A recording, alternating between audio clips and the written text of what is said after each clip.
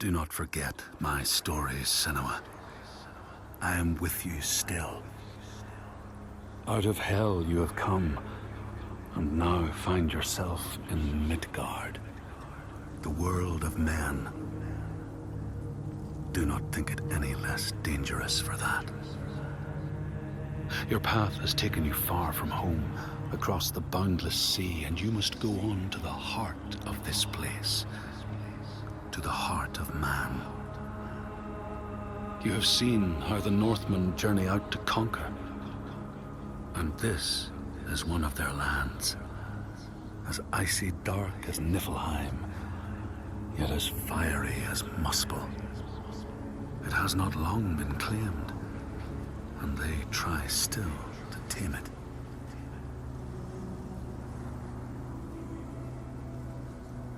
The Skald's verse speaks of a man called Grettir the Strong. A strange and bloody life he led. And it happened in this land you have come to. Listen to his story, Senua, for it may in some small way illuminate your own.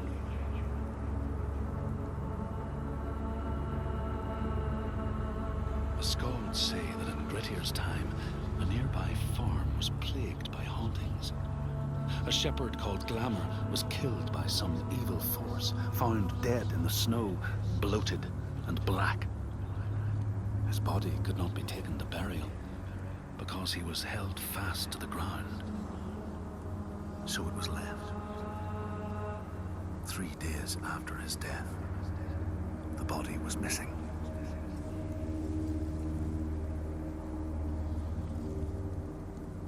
The Skalds tell how the revenant Glamour roamed the settlements, terrifying all those who lived there. Each one he killed, in turn, rose to walk beside him. Thus, evil begets evil. But the man Grettir was proud and overbearing, and thought the Droiger no match for his strength.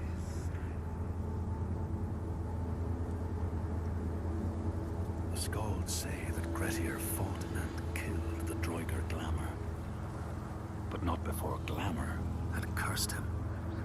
His strength would be turned against him, his deeds bring death and exile, and he would be always before Grettir's eyes, making him afraid to be alone. He saw all sorts of phantoms wherever he looked, and thus people who see things that aren't there are said to have Glamour's eyes.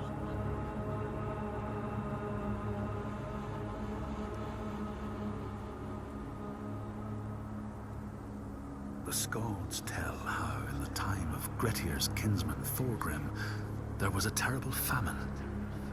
No crops could be grown, and the fish fled the nets. It lasted years, and the people were desperate. There was no respite even in spring, since terrible gales from the north would rise up and set in for weeks. This is a cold and unforgiving land, Senua.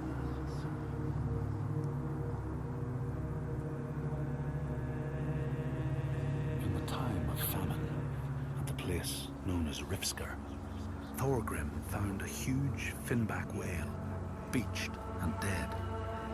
His neighbor, Thorfinn, had already found it and was in the process of flensing it. But Thorgrim claimed it as his own. Thorfinn said he would not give it up without a fight. If that's what you want, Thorgrim said, let it be so. And he launched a blow at Thorfinn, cutting off his head in one strike.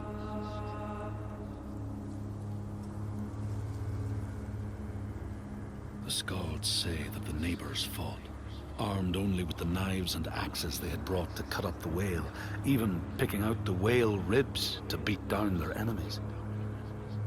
Thorgrim's men had loaded their boats with whale meat, but as they went to leave, one of their opponents struck Thorgrim's brother a fatal blow. And this is how hunger fates desperate men to come to blows, striking out against one another to survive.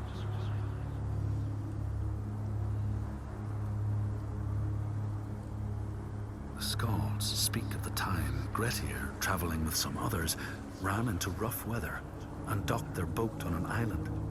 They had not brought fire with them, and the merchants complained bitterly. Seeing a great fire blazing on the other side of the strait, Grettir said he would swim over to fetch it. He took off his clothes and struck out across the water, wearing nothing but a cloak.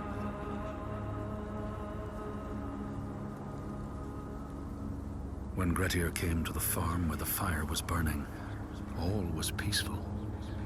By the time he reached them, his cloak was frozen stiff, and he looked like nothing more than some huge troll. The frightened farmhands struck out at him with the first things to hand, the burning logs from the fire. Grettir fought them off and got the fire he sought. But the sparks from the logs spread fire all over the house, and nobody survived the blaze.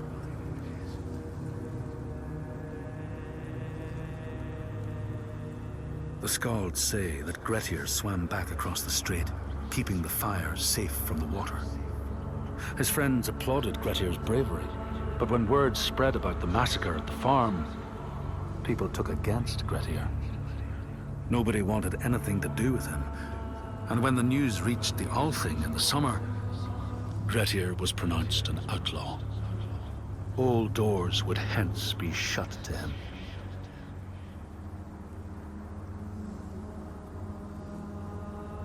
The Skalds speak of how Grettir, now an outlaw, took rest on the island of Haramsoi with a man called Audun.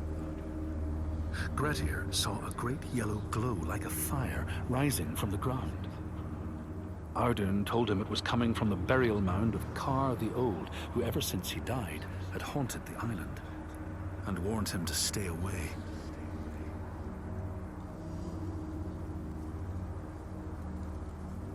The Skalds say Grettir wanted the sword that was buried in Kar's howe, and would not be deterred from seeking it.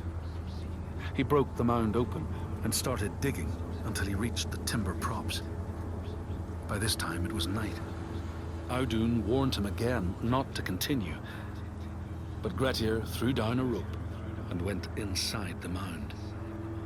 No light penetrated it, and it reeked of death. But he persisted in exploring.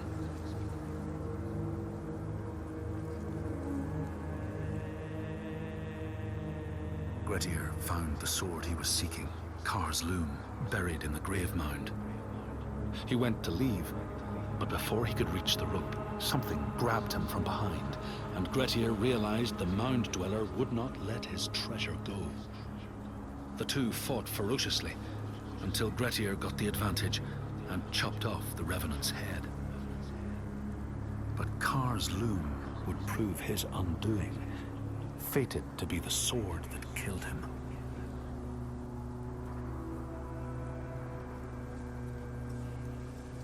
The Skald's verse tells how Grettir made many enemies with his proud and overbearing nature. Always quick to anger, his strength and fighting prowess meant that even the most trivial of quarrels met a fatal end. The kinsmen of those he killed or maimed were angry, and because he was an outlaw, no one was allowed to help him.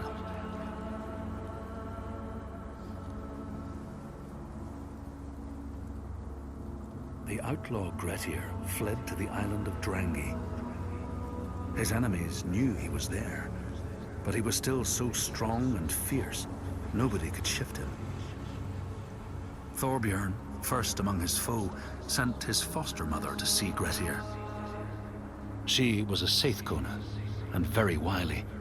She enchanted a tree branch and sent it to wash up on Drangi. Grettir tried to cut it up for firewood, but his axe flew back and struck him in the leg. The wound blackened and festered, and Grettir feared his time was close.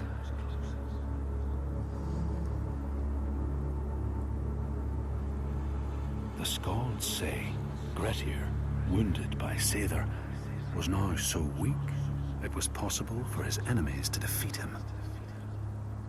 Under cover of night, Thorbjorn and his men attacked his shelter. They tried to disarm him, but he clung so firmly to his sword, Kar's loom, that they had to cut off his arm to get it free. Then they used his sword to cut off his head, and the land's mightiest outlaw was dead.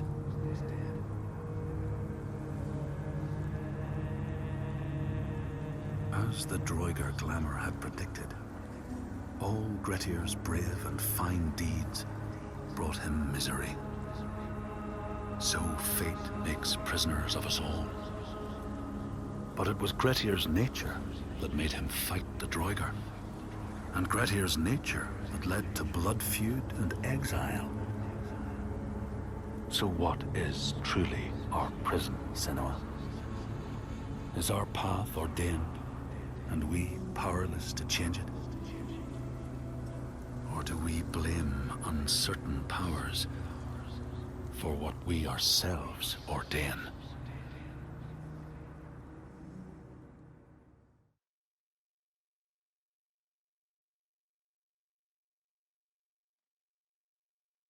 In all the places of the earth, they know that the gods and spirits affect man's path. All the misfortune that befalls man lies at their feet. If you have eyes to see, you see their presence and their power. Keep your eyes open, traveler, and you might see their faces. Here, they once said that Loki lies imprisoned in a cave, trapped by his enemies, who set a serpent above to drip venom on his face.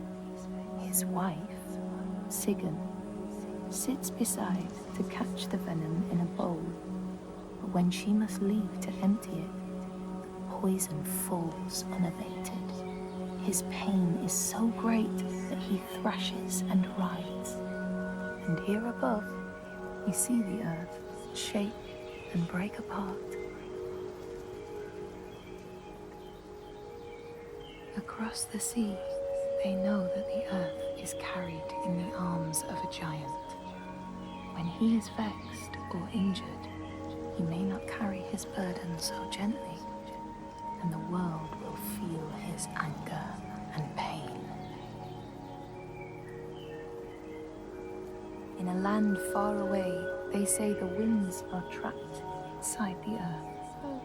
They try always to make their escape, and they buffet and beat on the walls of their prison, causing the earth to quiver. And when they break through, they make their escape. They explode out in fury.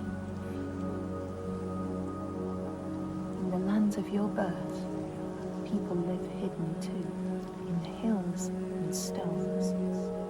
They may be the remnants of a godly race who lost a war with giants and, finding the world changed, retreated into silence. But you still see their carvings and circles from the time when they walked among men.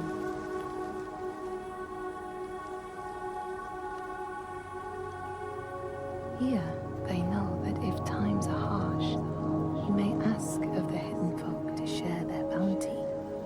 And if you are strong and wise and good, they may hear your plea and send you aid. But if you are not, or if you do not respect the strictures they lay down, you might have your strife doubled.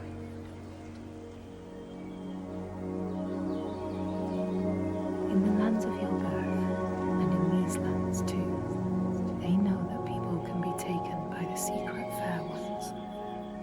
If you are not careful and do not keep to the pathways, you may find yourself among them.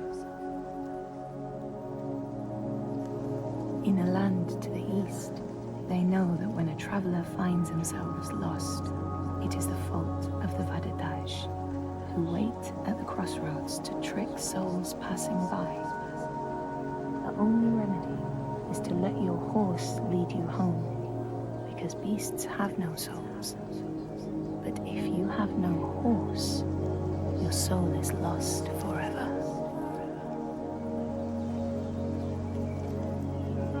In this place,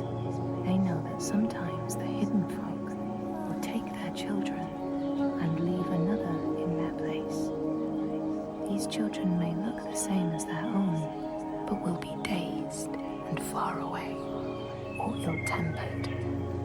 And you know then you have a changeling in your house.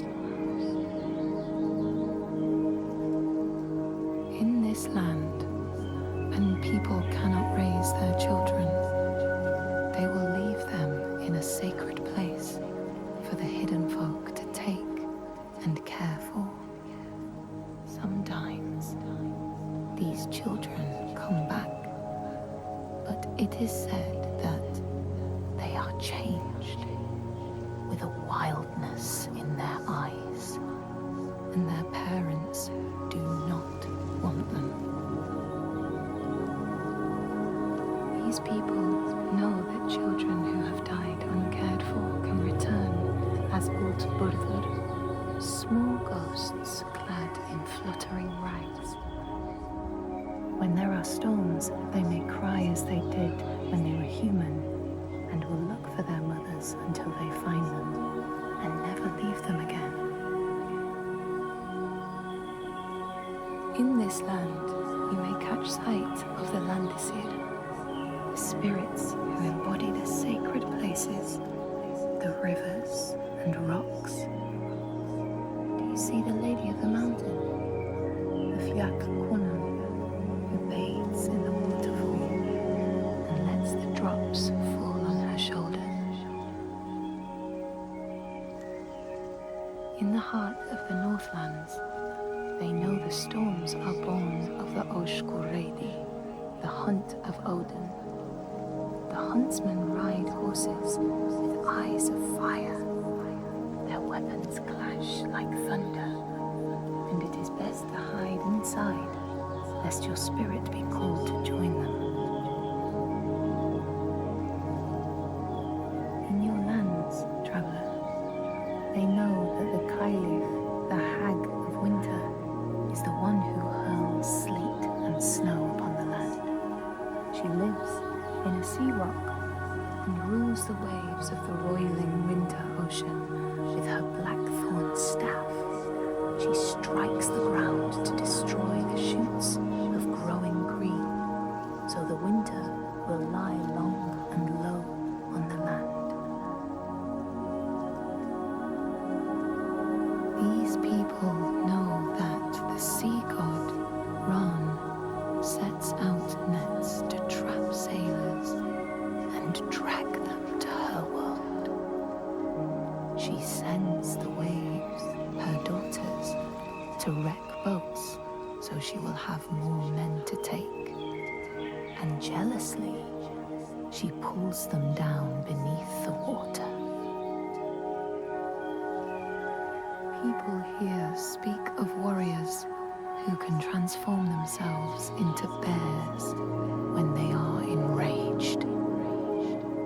Their skin becomes hide so thick no sword or spear can break it. When King Hrolfr fought Skuld, many people saw a great bear fighting beside him, who killed more men with its paw than any 5 soldiers.